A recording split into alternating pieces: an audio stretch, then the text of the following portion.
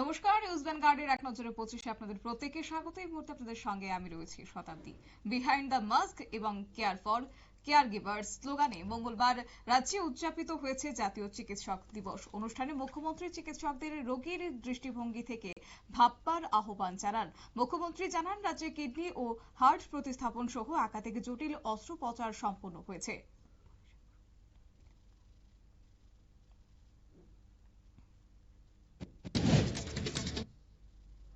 পানিসাগর বেলথই এলাকায় ফের দুঃসাহসিক চুরি কাণ্ড সংঘটিত হয়েছে। রান্নাঘরে জানালা ভেঙে ঘরে ঢুকে নগদ টাকা স্বর্ণালংকার নিয়ে পালিয়ে যায় চোর। 3 দিন আগেও একই এলাকায় চুরির ঘটনা ঘটেছে। ক্ষতিগ্রস্ত পরিবার অভিযোগ জানালেও পানিসাগর পুলিশের নিষ্ক্রিয়তায় ক্ষুব্ধ স্থানীয় বাসিন্দারা।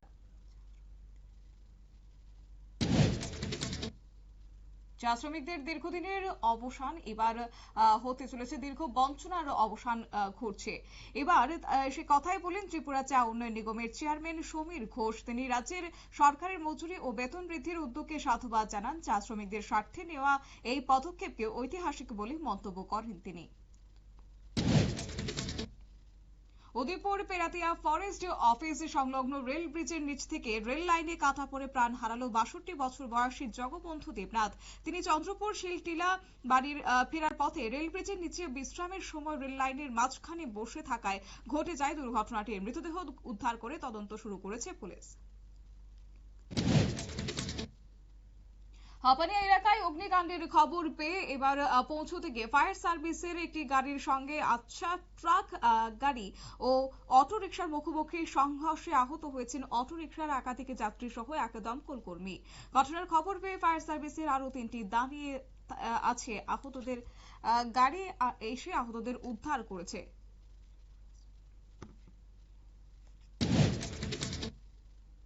ত্রিপুরা পুলিশের স্পেশাল এক্সিকিউটিভ নিয়োগে দীর্ঘ বিলম্বে ক্ষোভে ফেটে পড়েছে চাকরি প্রার্থীরা।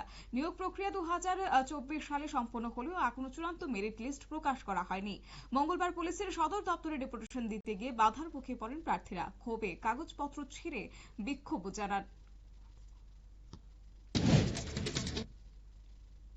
হোয়াটসঅ্যাপে পুলিশ অ্যালার্ট গ্রুপ তৈরি করে পুলিশের গতিবিধির উপর নজর রেখে হানাদারি চালাচ্ছে চোর ডাকাতরা, এমনই অভিযোগ তুলেছেন ধর্মনগর চুরাইবাড়ির এলাকাবাসীরা।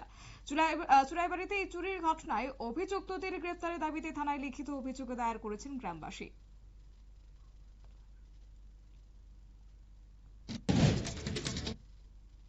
আগরতলার সূর্য চৌমুহনী খোশবাগান এলাকায় পার্থকর নামের এক ব্যক্তিকে কাঁচি দিয়ে হামলা করে গুরুতর আহত করেছে এক দুষ্কৃতী। অভিযুক্ত বানু দেবনাথকে গ্রেফতার করেছে পশ্চিম আগরতলা থানার পুলিশ। গুরুতর আহত পার্থকর বর্তমানে জিবি হাসপাতালে চিকিৎসাধীন। ধর্মনগরের রেল স্টেশন সংলগ্ন একটি হোটেলে একজন বিজেপি নেতা অমিত চক্রবর্তীর উপর ধারালো অস্ত্র দিয়ে হামলার ঘটনায় চাঞ্চল্য ছড়িয়েছে। হামলার অভিযোগে প্রশান্ত দে নামে এক হোটেল কর্মীকে আটক করেছে পুলিশ। ঘটনার খবর আইন শৃঙ্খলা পরিস্থিতি ও পুলিশের ভূমিকা নিয়ে উদ্বেগ প্রকাশ করছেন নাগরিকরা। জিরানিয়া এলাকায় কর্মীদের বাড়িতে লাগাতার হামলা করার অভিযোগ তুলে ত্রিপুরা পুলিশের সদর কার্যালয় ঘেরাও করল সিপিএম। দলের অভিযোগ, গত 7 বছর ধরে এলাকার সন্ত্রাস কায়েম করেছে দুষ্কৃতীরা। এইসব হামলা হুচ্ছুতির বিরুদ্ধে ব্যবস্থা নিতে হবে দাবি তুলেছে সিপিএম জিরানিয়া কমিটি। ত্রিপুরায় প্রথমবার সফরে আসছেন প্রখ্যাত ক্রীড়া সাংবাদিক গৌতম ভট্টাচার্য। 2রা জুলাই বিশ্ব ক্রীড়া সাংবাদিক দিবসে রাজ্যের ক্রীড়া সাংবাদিকদের জন্য আয়োজিত এক কর্মশালায় অংশ নেবেন তিনি। ত্রিপুরা স্পোর্টস জার্নালিস্ট ক্লাব আয়োজিত এই কর্মশালায় মুখ্যমন্ত্রী মানিক সাহা ও ক্রীড়ামন্ত্রী টিঙ্কু রায় উপস্থিত থাকবেন।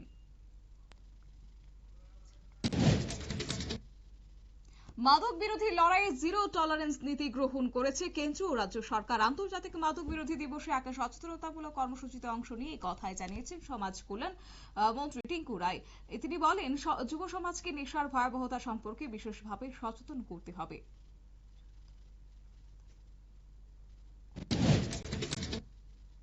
নিচু স্তরের বিচার ব্যবস্থা নিয়ে এবার ক্ষোভ প্রকাশ করেছেন।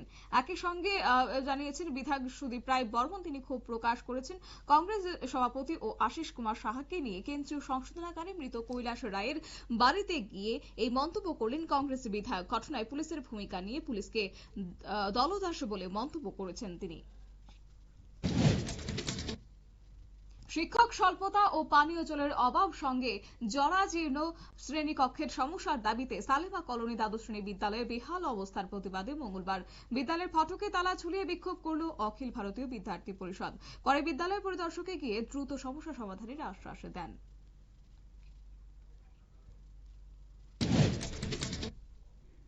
দক্ষিণ রামনগরে জলেখা বস্তিতে এক নেশা কারবারি দৌড়াতে অতিষ্ঠ হয়ে পড়েছে। 3 গ্রামের মানুষ পুলিশের দ্বারস্থ হয়েছেন। ভক্ত নামে এক মাদক কারবারিকে আটক করলেও তার সঙ্গী মামুন গ্রামবাসীদের উপর আক্রমণ চালায়। পুলিশ ভূমিকা না পেয়ে আইন হাতে তুলে নেবে বলে হুঁশিয়ারি দিয়েছেন দক্ষিণ রামনগর, রাজনগর ও জয়পুরের বাসিন্দারা। দ্রুতগতির একটি মোটর সাইকেলের ধাক্কায় মৃত্যু হয়েছে শ্রীনিবাস দাস নামের এক ব্যক্তির। তিনি কমলপুরের কলাছড়ি গ্রামের বাসিন্দা। বাজারের সেরে বাড়ি ফেরার পথে ইয়ং ব্লাড ক্লাবের সামনে ঘটে দুর্ঘটনাটি। আহত অবস্থায় হাসপাতালে নিয়ে যাওয়া হলেও চিকিৎসাধীন অবস্থায় মৃত্যু হয়েছে সেই ব্যক্তির। বিদুরকর্তা চৌমুহনীতে PB Das memorial health council ভবনের উদ্বোধন করলেন মুখ্যমন্ত্রী মানিক সাহা। স্বাস্থ্য দপ্তরের 7টি কাউন্সিল অফিস এখন থেকে একসাথে এই নতুন ভবন কার্য পরিচালনা করবে। ত্রিপুরা একমাত্র রাজ্য যেখানে একই ছাদের নিচে এতগুলি স্বাস্থ্য কাউন্সিল অফিস স্থানান্তরিত হয়েছে। আহমেদাবাদ বিমান কাণ্ডে এবার আন্তর্জাতিক মামলা হাতে নিয়ে চলেছে এয়ার ইন্ডিয়ার বিরুদ্ধে মামলা নেওয়া হয়েছে। ব্রিটেনের কিস্টোন ও আমেরিকার উইন্ডসর ল ফার্মে মৃতদের পরিবারের সঙ্গে যোগাযোগ করেছে। তারা শীঘ্রই এয়ার ইন্ডিয়া ও বোয়িং সংস্থার বিরুদ্ধে মামলা দায়ের করতে পারে। আসামে একটি রাজনৈতিক কর্মসূচিতে যাওয়ার পথে আক্রান্ত হলেন মুখ্যমন্ত্রী হিমন্ত বিশ্ব শর্মা। কড়া নিরাপত্তার মধ্যে দিয়ে মাঝ রাস্তায় মুখ্যমন্ত্রীকে লক্ষ্য করে ছোড়া হয় একটি বোতল। এই ঘটনায় কংগ্রেসের দিকে অভিযানের আঙুল তুলেছে বিজেপি। ঘটনায় এখন কাউকে গ্রেফতার করতে পারেনি পুলিশ। বাণিজ্যিক এলপিজি সিলিন্ডারের দাম কমলো 58 টাকা 50 পয়সা। চলতি বছরে তৃতীয়বার বাণিজ্যিক গ্যাসের দাম কমেছে। এপ্রিল মাসে দাম কমানো হয়েছিল 41 টাকা, জুনে কমানো হয়েছে 24 টাকা। আগে ফেব্রুয়ারিতে 7 টাকা কমানো হলেও মার্চে তা 6 টাকা বাড়ানো হয়েছিল। তেলেঙ্গানায় রাসায়নিক কারখানায় বিস্ফোরণের ঘটনায় মৃতের সংখ্যা বেড়ে দাঁড়িয়েছে 36। নিহতদের পরিবারকে 1 লক্ষ টাকা এবং আহতদের পরিবারকে 50,000 টাকা করে ক্ষতিপূরণ দেওয়ার ঘোষণা করেছেন তেলেঙ্গানা মুখ্যমন্ত্রী। উদ্ধার কাজ চালিয়ে যাচ্ছে জাতীয় ও রাজ্যের বিপর্যয় মোকাবেলা বাহিনী। তামিলনাড়ুর শিবকাশীর চিন্না কামান পট্টিতে একটি বাজি কারখানায় বিস্ফোরণে মৃত্যু হয়েছে অন্তত পক্ষে 4 জনের। আহত 5 জনকে উদ্ধার করে হাসপাতালে ভর্তি করানো হয়েছে। কারখানার ভেতরে আটকে রয়েছেন একাধিক শ্রমিক। আহত ও মৃতের সংখ্যা বাড়তে পারে বলে আশঙ্কা করছে স্থানীয় প্রশাসন। কুম্ভে পথপিষ্ট হয়ে মৃত্যু হওয়ার ঘটনায় এবার তা নিয়ে প্রশ্ন তুলল বিবিসির তদন্তমূলক একটি প্রতিবেদন। সঙ্গে ব্রিটিশ সংবাদ মাধ্যমটির একটি প্রতিবেদনে জানানো হয়েছে উত্তরপ্রদেশের প্রয়াগরাজে পথপিষ্টের ঘটনায় 81 জনের মৃত্যু হয়েছে। উত্তরপ্রদেশ সরকারের দেওয়া পরিসংখ্যান অনুযায়ী ঘটনায় 37 জনের মৃত্যু হয়েছে। নতুন একটি অস্ত্র নিয়ে আসছে এবারে চীনের নতুন এই অস্ত্রের নাম ব্ল্যাকআউট বম্ব। মূলত শহরের বিদ্যুৎ কেন্দ্রগুলিতে চিহ্নিত করে সেগুলিকে নিশানা বানাতে সক্ষম বোমা। একটি বোমা 1,07,500 বর্গফুট এলাকার বিদ্যুৎ ব্যবস্থাকে অচল করে দিতে পারে। বন্দি তালিকা বিনিময় করল ভারত। পাকিস্তান এবং সঙ্গে 2008 সালে দুই দেশের মধ্যে একটি চুক্তি হয়েছিল। সেই চুক্তি মেনে প্রতি বছর 1 জানুয়ারি এবং 1 জুলাই দুই দেশ পরস্পরের সঙ্গে এই বন্দি তালিকা বিনিময় করে। এই সময়ের মধ্যে ভারত পাকিস্তানকে 463 জন বন্দি ও পাকিস্তান ভারতকে 246 জন বন্দি বিনিময় করেছে। এক নজরে 25 আপাতত এই পর্যন্তই। পরবর্তী আপডেট এবং টক শো দেখার জন্য চোখ রাখুন শুধুমাত্র নিউজ ভ্যানগার্ডের পর্দায়। নমস্কার।